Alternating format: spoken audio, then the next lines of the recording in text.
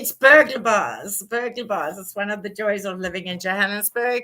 Hello, hello, hello, everyone joining me.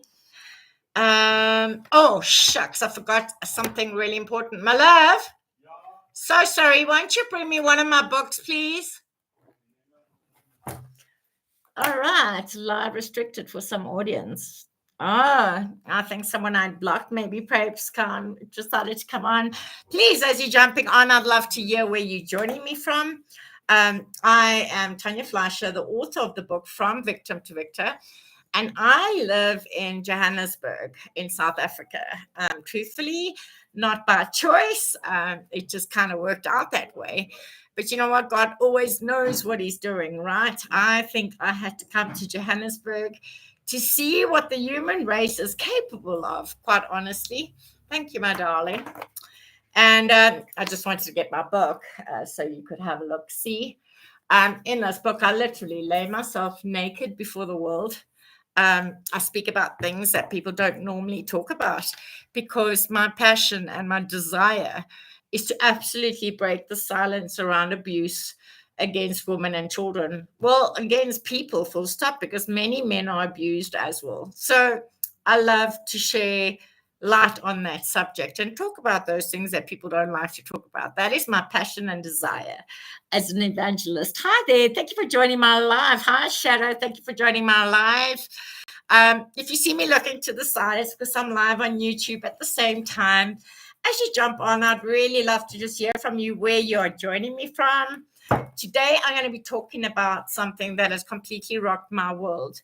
Guys, as the author of this book,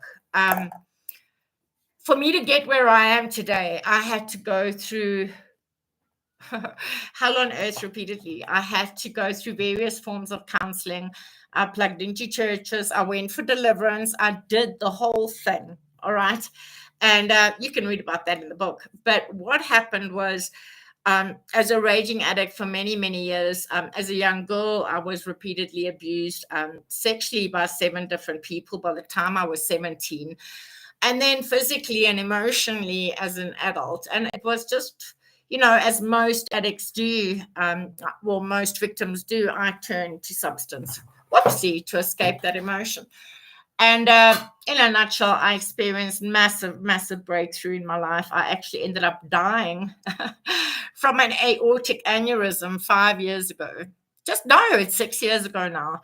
And I spent time with God. And I promise you, I didn't want to come back. It was incredible there. The colors were iridescent. The atmosphere, the feeling, the emotion of being there is like euphoric. It's unlike anything I've ever experienced in my life. And I didn't want to come back. By the way, if you have loved ones that have passed on, I want you to know that they are so happy. Well, if they have Jesus in their lives, they are super, super happy because it's incredible over there. Anyway, I came back and experienced massive breakthrough in my life, including, substance really fell away. A lot of addicts have to go through grinding pressure never to use substance again. For me, I was blessed in that it just fell away from my life. And then I experienced massive breakthrough, but I had never experienced breakthrough in the financial area. And let me just have a cup of tea. Oh, if you're drinking something, what are you busy having? Are you having a cup of coffee or a cup of tea? I had experienced breakthrough in many areas in my life, but never the financial area. And I'm a firm believer. God is great. You're so right.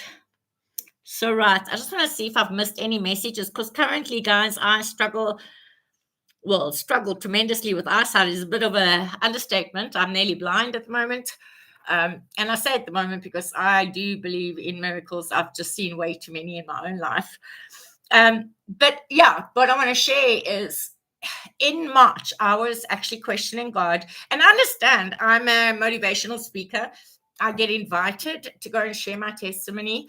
And I'd actually, my favorite thing is sharing my testimony and then sharing at the end about how your calling in life is going to cost you. Because my friends, when you go through the really crappy times, I promise you, there's refining, there's a reason for it. Please trust me, okay? I'm living proof of it. And anyway, I have an altar call afterwards, and when people come up, that for me feeds my soul. That, but you know what? That doesn't pay the bills. And when I share my testimony, I definitely share without a doubt that dreams do come true because I'm living proof of this. I mean, this book was shown to me in a dream 20 years ago when I was a raging addict. I actually even spent time in jail. How was I going to write a book called From Victim to Victor, right?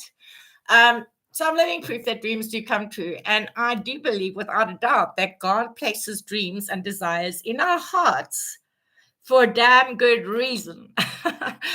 I believe they're your purpose. I do believe that God has placed those desires there. Hi there, Diaz. How you doing? Hi, what is saludos? Yeah, let me know what saludos is. I believe that God places desires in our hearts. They don't come from nowhere, okay? I believe he places them there because he wants to give them to us, all right? So I had a desire forever to go and swim with dolphins in Zanzibar. I had a desire, I have a desire to get a motorhome and travel Africa, whether that be in ministry or whatever, like, but ideally just looking at the map and doing that and then going there. Okay, that's my desire.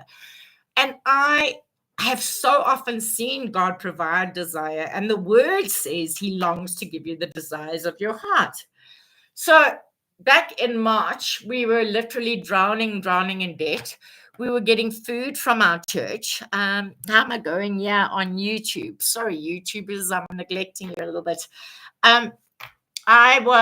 We were drowning in debt. I'd just come back from Sabi from an absolute high to the reality of, like, people had said to me, Tanya, you need to get on TikTok. You need to start branding yourself as the author of the book.